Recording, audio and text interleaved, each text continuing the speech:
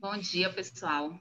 A gente está mais uma manhã com vocês no Café CF, né? E a gente aproveita nessa manhã de hoje, que além de tomar o nosso cafezinho, a gente vai beber na fonte que é o Espiritismo, né? Então, convido todos vocês a estar nesta manhã conosco, com a presença de Deus e dos bons amigos espirituais. E conosco a gente vai ter hoje Margarete e Jajá. Olá, bom dia a todos. Bom dia a todos. Então, vamos lá, né, nos nossos amigos que estão presentes nesta manhã, né? Com grande satisfação, né, que a gente está aqui para poder facilitar mais um tema, mais um estudo, um bate-papo. Eu vou pedir para a Carla fazer a prece inicial, né?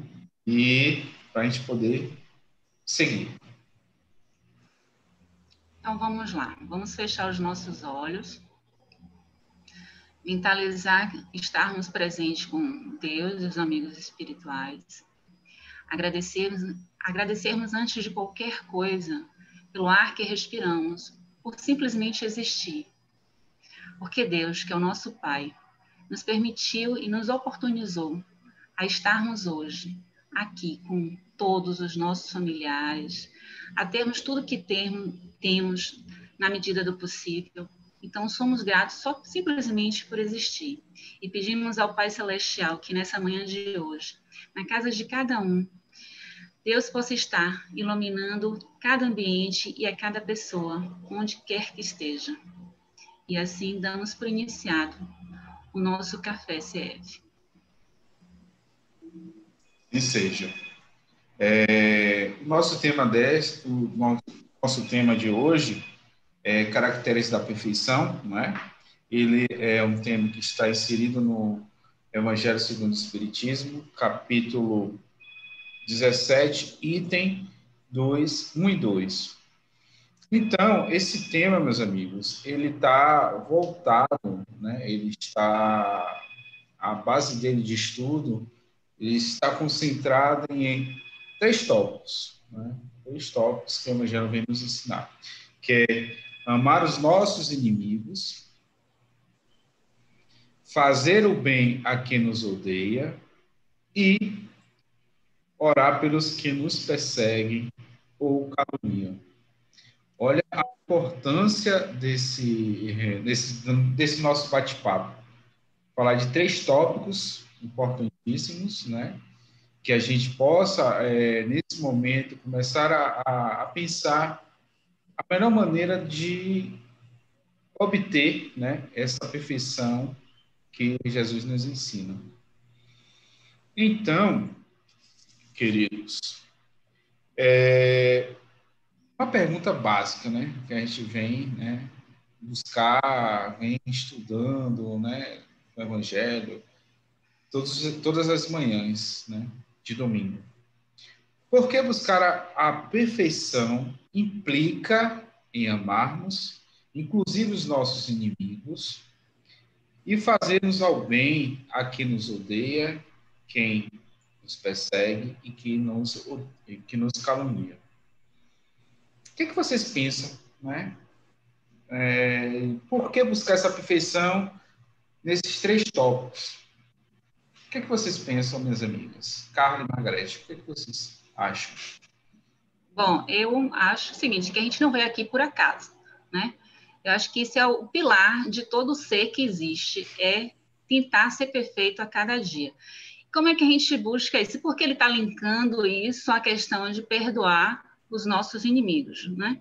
Porque, na realidade, não tem como chegar à perfeição com rancor no coração, com ódio, com ressentimento. Então, o inimigo, na realidade, aquela pessoa que nos fez mal, ele é, na realidade, a forma da gente poder colocar em prática esse exercício de perdão, entendeu? Exercitar esse sentimento contrário ao ódio, ao rancor. Então, eu só posso ser perfeita se eu não tiver dentro do meu ser, do meu sentimento mais íntimo, mais profundo, esses tipos de sentimentos de rancor e de ódio. Aí ele linka a questão da caridade, né? Que a essência da caridade está nos pilares que são a benevolência, a abnegação, o devotamento, a indulgência. Então, não tem como ser tudo isso, do gente benevolente, se eu desperto em mim, se eu ainda alimento em mim qualquer sentimento de ódio, entendeu? Vale a gente salientar que esse sentimento de ódio não é só a quem a gente também se declara inimigo, né? Porque às vezes a pessoa não gosta do outro, se declara que não gosta, mas tem aquele ódio que ela simplesmente isola, né? Ela fala assim, ele é meu inimigo, eu não tenho rancor nenhum a ele, mas também eu não quero conta com ele. Então, no fundo, esse sentimento não é um sentimento de perdão real, né? É um sentimento de que você apenas não quer se deparar com o seu conflito, que seria você enfrentar aquele problema que você tem com aquela pessoa. Então, é justamente a perfeição, conforme o Espiritismo está nos atentando aí, é a perfeição da gente lutar contra a gente mesmo, né? Contra esses sentimentos de orgulho, de ego, de rancor, tudo isso que é justamente porque a gente também não aceita o outro, porque se a gente olhar o outro como Deus, como Jesus olha todos como filhos, né, como irmãos, a gente vai entender que ninguém é perfeito. Eu não sou perfeita, o outro também não é perfeito. Então, as atitudes que o outro, nesse momento, tenham tomado de errada ou por qualquer motivação que ela tenha, eu tenho que entender que eu tenho que procurar, de alguma forma, ser melhor do que ela. Não melhor para me enaltecer a ela, mas melhor para eu compreender que ela está num estágio e que eu também, dentro da minha existência, também tenho minhas falhas, também tenho meus erros, também tenho minhas deficiências e que a gente realmente precisa lutar contra essas deficiências. Então, é tentar atingir essa perfeição combatendo esse sentimento, essas coisas negativas que vão fazer com que a gente não esteja de acordo com a palavra de Deus, né? Com o ensinamento de Jesus. É interessante. A gente ouve muito e a gente fala muito, tipo assim, deixar que Deus vai dar o dele, né? Tipo assim, a justiça na mão de Deus. Mas, na realidade, a gente quer se vingar através das mãos de Deus. Isso. A gente esquece perdoar, é esquecer realmente, é esquecer, entender que o outro é tão perfeito quanto nós, que está suscetível a falhas e a erros, e tentar perdoar mesmo aquela atitude e bola para frente. É óbvio que a relação que a gente tem com a pessoa que a gente não gosta muito é diferente da relação que a gente tem com a pessoa que a gente tem apreço, né? A gente não vai confiar do mesmo jeito, mas a gente não pode alimentar esse tipo de ódio. Diga, Júlio. Você falou uma coisa interessante que eu ia falar. É fácil a gente amar os nossos amigos, mas só mil maravilhas. A gente veio para o planeta Terra, um mundo que a gente sabe que é de provas e expiações. Aí você aqui só tem amigos, só amizade, boas, né? E nada daqueles nossos inimigos que nos perseguem, né? Só coisa boa. Já pensou como seria a sua vida? Né? Quem é que iria lhe chamar a atenção de seus defeitos? Porque os nossos inimigos, ele tem o objetivo de chamar a atenção das nossas imperfeições. Vocês já perceberam isso? Que os nossos inimigos, eles atacam, né? Atacam nas nossas falhas. Olha que interessante que Deus ainda nos propôs, né? Do papel do inimigo na nossa vida. Porque ele só vai nas nossas falhas. Então é como se fosse o filho de Deus, você está errando, tipo ali no seu pé, né? Cri-cri o tempo todo. E a gente percebe que existe vários tipos de inimizades, várias perseguições, várias caluniações, né? Mas cada um no seu processo, né? Margarete hoje vive no processo dela. Lógico que vai ter os seus inimigos, aquelas pessoas que perseguem, mas é o processo de Margarete. Carla também tem o seu processo, e cada um com o seu processo, e vida a vida vai, né, buscando essa perfeição que o Evangelho vem trazer. Mas, para vocês, qual o papel do inimigo nesse processo? Você me fez lembrar...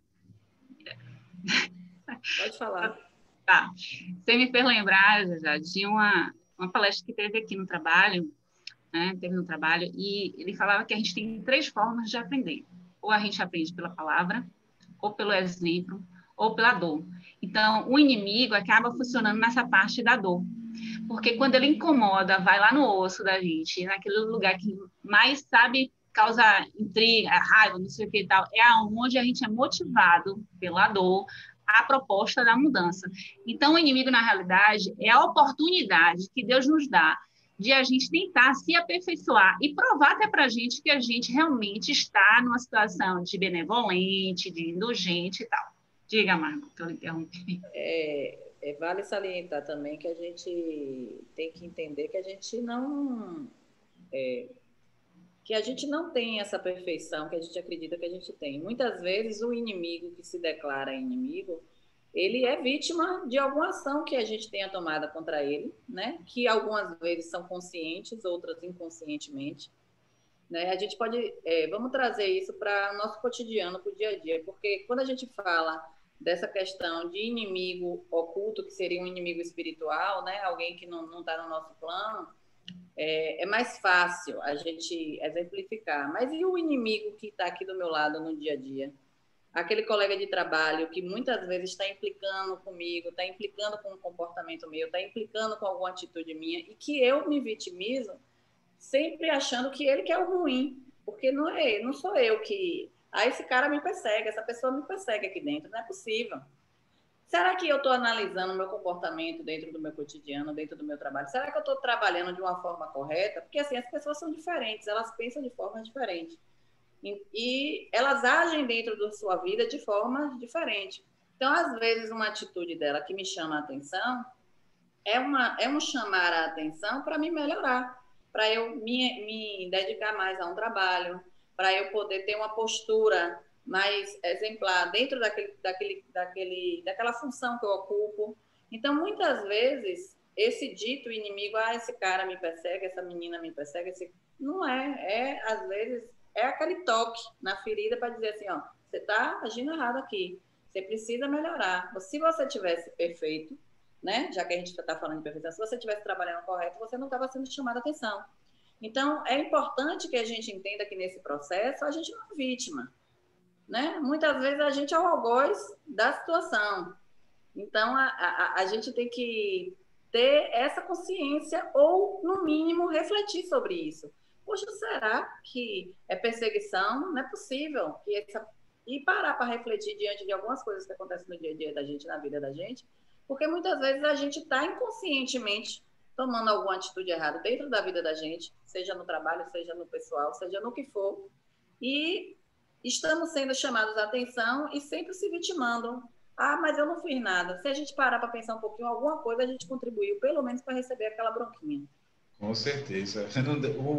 O inimigo não deixa de ser um instrumento de Deus, né? É uma ferramenta importantíssima para a nossa relação com o outro. Aí que surge a questão da caridade, várias coisas aí que a gente vai, né, desenvolver ainda. Mas qual a vantagem de só amarmos a quem nos ama? Né? Voltando àquele processo dos limites, né? Aquele questionamento que eu fiz anteriormente, né?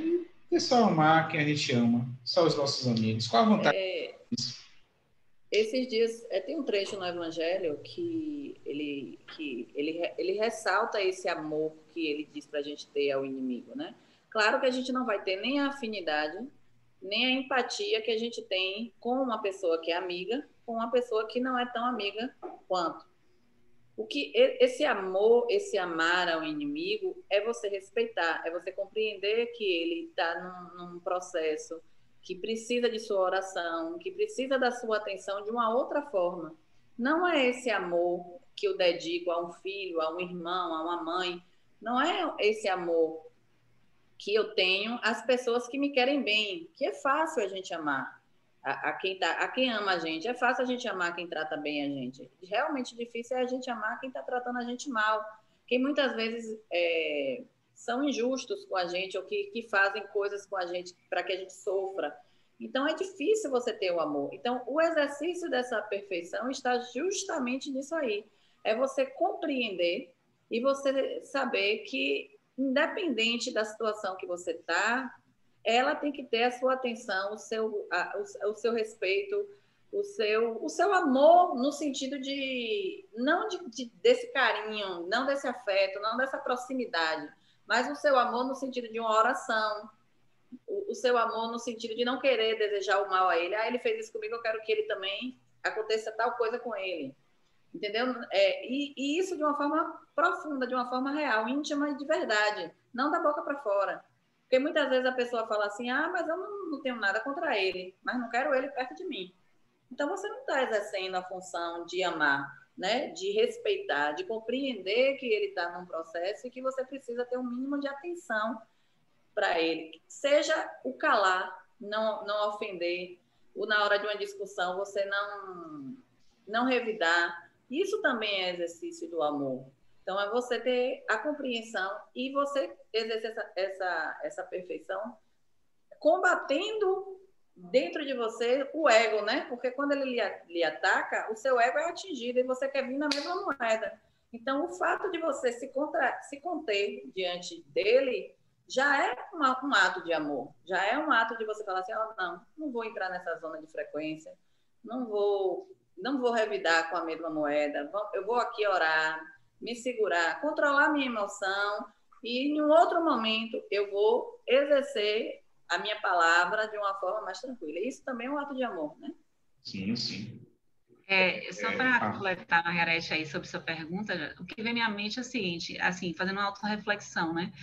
O inimigo, para mim, se ele não existisse, eu estaria estagnada, né? Porque nada estaria me motivando a exercitar o perdão, a exercitar a benevolência. Porque como é que eu iria perdoar alguém se eu não estou sentindo raiva, não fui ofendida, coisa e tal? Então, ele realmente, como você disse anteriormente, ele é um instrumento para eu poder colocar em ação as virtudes, digamos assim, de um ser perfeito. Vale perceber, é importante perceber também que a gente está trazendo a questão dos nossos inimigos, coisa mais próxima, mais voltado para a humanidade, né, planeta Terra, né? Perceba o processo, né, que existe, né, de países inimigos, né, esse processo de confrontos. Então, até nisso, né, Deus deu oportunidade de um país perceber a questão do outro, e o outro se modificar ou se adequar. É interessante, porque a gente está trazendo algo próximo, mas se a gente jogar para a humanidade, né, a gente percebe que existe também esse processo, né, esse processo de busca da perfeição, né, no planeta Terra.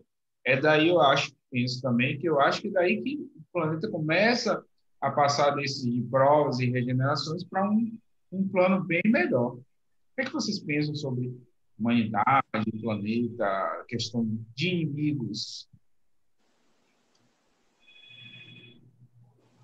Diretamente, a gente sabe que a gente sabe que a humanidade vai atingir essa perfeição um dia, que a gente trabalha para isso, mas diante do cenário hoje, a gente pode perceber que ainda falta muita coisa, né? E que tem muitas ações ainda, eu digo que irracionais, de alguns seres humanos, principalmente os que estão no poder, né? Vamos dizer assim. Essa questão de querer sucumbir o outro, ou querer atingir realmente um país inimigo do outro por causa de um bem material, por causa de uma luta de poder, de uma luta de...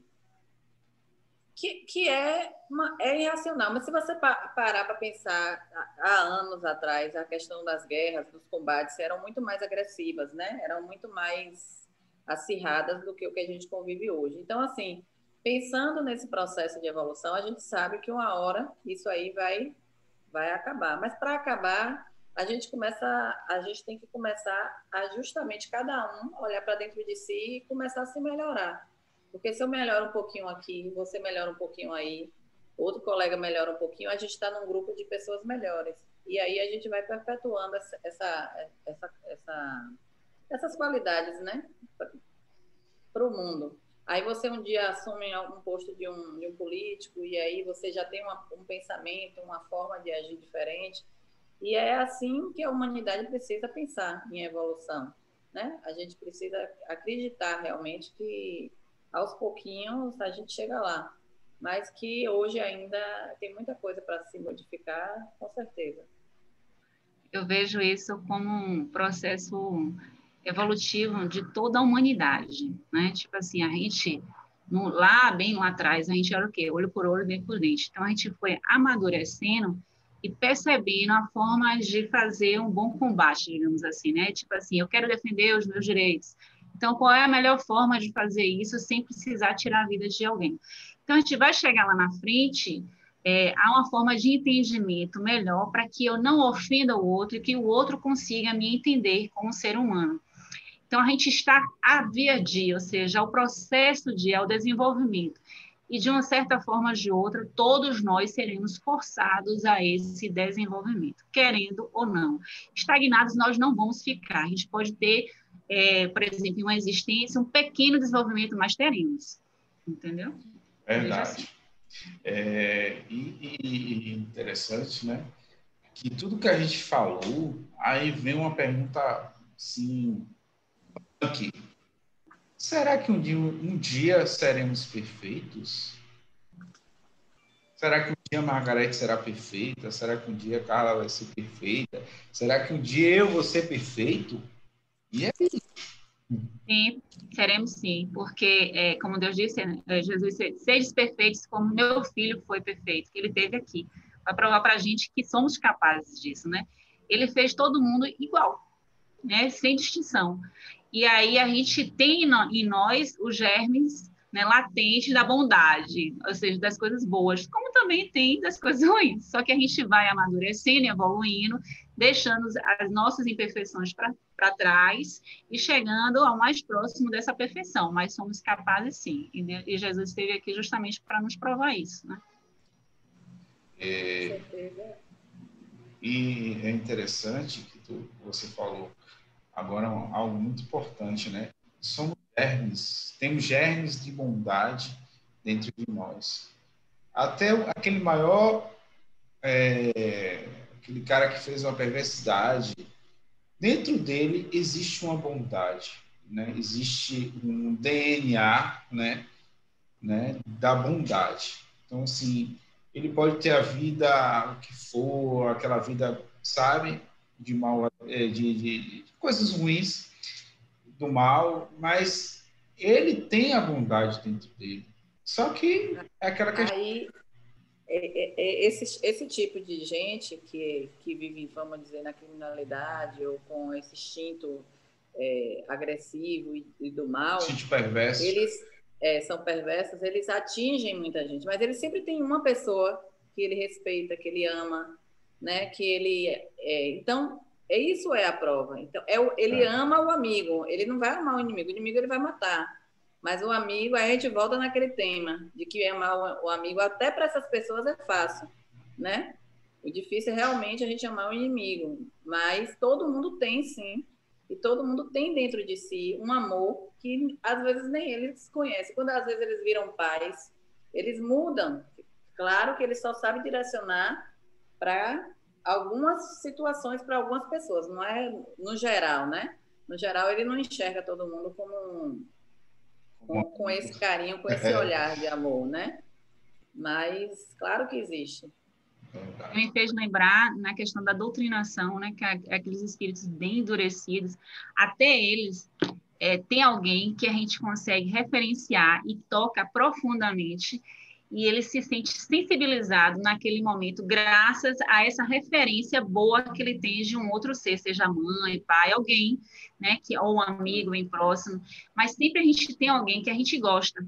Então, é por isso que não nos torna diferente daqueles os inimigos que amam seus outros, né, amigos. Então, o que torna diferente disso tudo, qual é o mérito disso tudo? A gente realmente amar os nossos inimigos, porque amigo a gente já ama, é uma gratidão, tipo assim, entendeu? A retribuição do que a gente recebe de um amigo.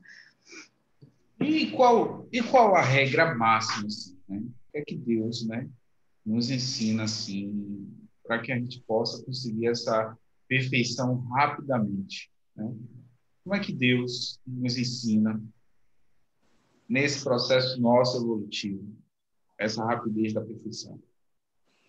A rapidez da perfeição só tem a única saída, a caridade. A caridade desinteressada, a caridade sem buscar nada em troca, porque a caridade é um exercício daqueles pilares que eu já falei, da indulgência, da benevolência, do devotamento, ou seja, devotado à prática do bem, entendeu? Sensibilizado a perdoar o outro por entender o outro nas suas imperfeições. Então, está tudo ligado, ou seja, o caminho da perfeição é a caridade. Não tem outra saída, não. E a caridade, a gente tem reforçado isso já há alguns dias, né? Que o tema sempre tem forçado a gente a entender que a caridade não é só a esmola em si, material. A caridade vai muito além disso, né? Essa caridade que, às vezes, é só uma palavra. A caridade, às vezes, só de um comportamento seu, de entender o outro. A caridade do perdão, a caridade da mão amiga, de ir no hospital, né? Atender um doente para poder, só para ele ter uma companhia, para ele não se sentir sozinho. Então, a gente pode exercer essa caridade do Cristo de várias formas. Não necessariamente a caridade no intuito de você dar um bem material ou de praticar através da esmola, né? A caridade é muito além disso aí. Então, é essa caridade que a gente precisa compreender, aprender, vivenciar, para que a gente possa vir um dia se tornar perfeito. Já. É interessante que a caridade ela tem que estar envolvida sobre benevolência, abnegação e devotamento, né? Esse tema a gente já vem estudando no grupo, né? Tem quase um mês a gente já trabalhando esse tema. Batendo no tema. Então, a caridade é a melhor ferramenta de aperfeiçoamento. Não tem para onde correr, gente. Caridade, ela não precisa ser material, foi o que a Margarete falou. É uma atenção, é um olhar, um abraço, um sorriso, sabe? Até para você sentar do lado do outro, ouvir o outro, já é uma forma de caridade. Às vezes a gente se passa, porque caridade é dar dinheiro, caridade é dar um fardo de feijão, um fardo de arroz. Sim, e o amor? Né? E o sentimento de troca? Porque quando você dá a caridade, você recebe a caridade de volta. Né? É um ciclo. O maior benefício da caridade é a troca. Mas é a troca, porque o que está dando, ele recebe muito mais do que o que está recebendo. E é dessa troca que a gente precisa sentir, vivenciar. Não é uma troca de, eu vou lá dar para eu receber, não. Isso é involuntário. A gente não racionaliza isso, mas isso existe. E no dia que a gente se doa de verdade, de dentro mesmo, assim, para uma caridade real, essa caridade que o Cristo nos ensinou, a gente vai se sentir tocado e vai ver que o restante de coisa que existe no planeta é tão insignificante que a gente vai sentir esse amor, né? Esse amor que a gente nem sabe, nem imagina que existe. Então, minhas amigas, é esse nosso tema de hoje, né? Nosso bate-papo. A gente pôde constatar que a caridade é a ferramenta para o aperfeiçoamento moral e evolutivo, né? Vocês querem fazer uma consideração, Margarete, Carla? Não, muito obrigada. Dentro do tema, a gente já falou de tudo um pouquinho. E próximo domingo tem mais, hein? Nessa modalidade do café. Ok, meus amigos, eu peço para Carla fazer a prece final, né? E agradecer a todos nesse momento que estão em suas casas, se cuidando, né? Que nesse momento possa, né, perceber a presença de Deus em seus lares. Amiga Carla, é com você. Quero agradecer a oportunidade, antes de Carla encerrar, de participar do café com vocês, agradecer ao público, né, por estar nos dando atenção, e espero que a gente tenha contribuído de alguma forma para que não todo, mas que um pouquinho da perfeição eles compreendam e exerçam dentro da vida deles todos os dias. Verdade. Então, vamos lá. Vamos nos preparar para o nosso momento final, finalizando nesse domingo, com mais um Café na CF. Fechando os nossos olhos, pedimos ao Pai Celestial que nos traga a luz da sabedoria, para que a gente sempre possa colocar em prática, né, todas as qualidades do homem de bem, que a gente possa sempre perdoar aquelas pessoas que nos ofenderam por alguma razão, que a gente possa estender a mão sempre para alguém que precisa, que estejamos sempre dispostos a fazer o bem. Que essa manhã de hoje possa despertar em cada um de vocês que assistem o germe que existe de bondade em cada um de nós. E assim nos despedimos nessa manhã de hoje, com a presença de Deus e dos bons amigos espirituais. Que Deus esteja com todos vocês. Um bom domingo a todos e muito obrigada. Assim seja. Fiquem com Deus. Paz. Tchau. Tchau.